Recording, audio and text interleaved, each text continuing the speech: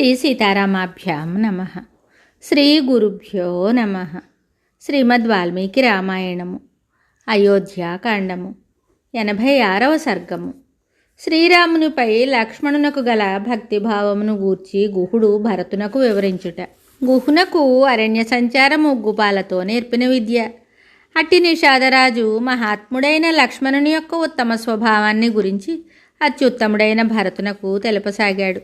లక్ష్మణుడు తన అన్నయ్యకు శ్రీరాముని కాపాడుటకై ఒక చేత ధనుర్బాణములను మరి ఒక చేత ఖడ్గాన్ని ధరిస్తూ మిగుల అప్రమత్తుడై ఉండేవాడు. అతనికి శ్రీరాముని అందుగల భక్తి శ్రద్ధలు అపారములు. అట్టి సౌమిత్రుతో నేను ఒకప్పుడు ఇలా అన్నాను: నాయనా లక్ష్మణ, నేను నీ కొరకై ఈ మెత్తని శయ్యను సిద్ధపరిచాను. ఓ రఘునందన, దీనిపై శయనించి హాయిగా విశ్రాంతి తీసుకొనుము. ఓ ధర్మాత్మ, నేనును నా అనుచరులను ఎట్టి ఆటుపోట్లకైనను తట్టుకొనగలము. కానీ నీవు సుఖములలోనే పుట్టి పెరిగిన వాడవు. శ్రీరాముని రక్షణకై మేము మేల్కొని ఉంటాం. స్వామి, శ్రీరాముని రక్షణ విషయమై నీవు ఎట్టి దిగులును చెందవద్దు. ఈ జగత్తులో నాకు శ్రీరాముని కంటే ప్రియమైన వాడు మరి ఒకడు లేనేలేడు. నా మాట ముమ్మాటికి సత్యము. శ్రీరాముని అనుగ్రహము వలన ఈ లోకమున నాకు కీర్తి ప్రతిష్టలను, ఐహికములైన ధర్మార్థ కామలాభములను, మోక్షప్రాప్తియు కలుగునని ఆశిస్తూ ఉన్నాను. అట్టి నేను ధనుర్బాణములను ధరించిన వాడనై నా అనుచరులందరితో కూడి నాకు ప్రియమిత్రుడును సీతాదేవితో కూడి శయనించి ఉన్నవాడును అగు ఆ రామచంద్రుని అన్ని విధములుగా రక్షించుచుండెదను. ఈ పరిసరారణ్యములలో నేను ఎల్లప్పుడూ సంచరించుచుందును కనుక ఈ అడవిదారులన్నీయును నాకు కొట్టిన పిండి.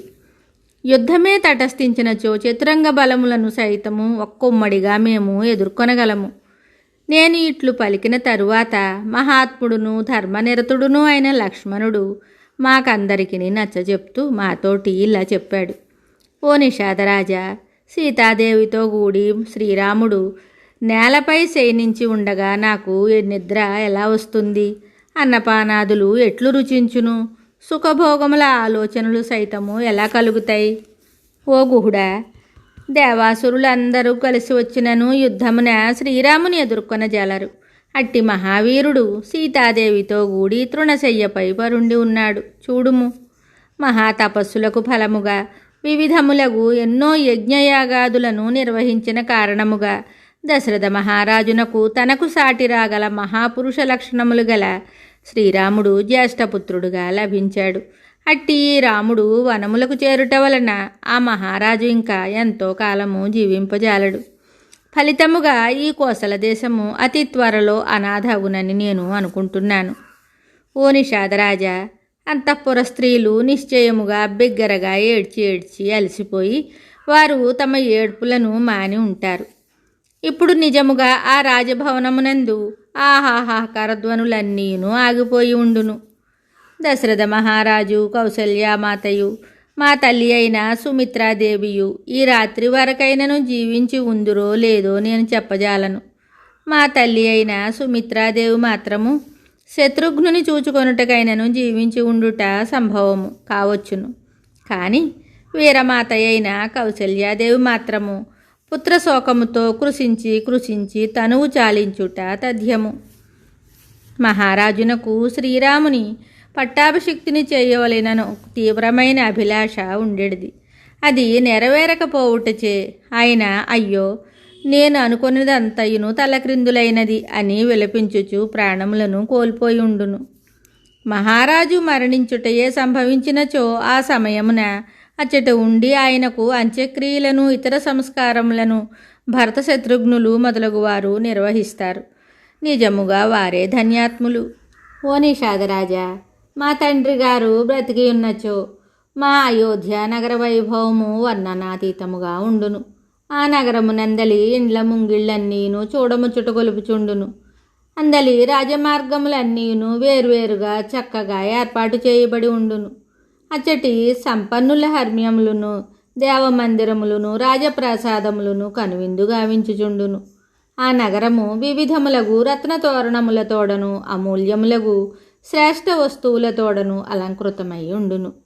అది గజయూధములతోడను అశ్వసమూహములతోడను రథపంక్తులతోడను నిరంతరము కిక్కిరిసి ఉండును. అందు తూర్యములు మున్నగు వాద్యముల నాదములు ప్రతిధ్వనించుచుండును. నృత్య గీతాది వినోద కార్యక్రమములు జరుగుచుండును. ఆ నగరము మంగళకరములైన వస్తువులతో విరాజిల్లుచు దర్శనీయముగా ఉండును. ప్రజలందరూ బలిష్ఠులై ఆయురారోగ్యములతో వర్ధిల్లుచుందురు.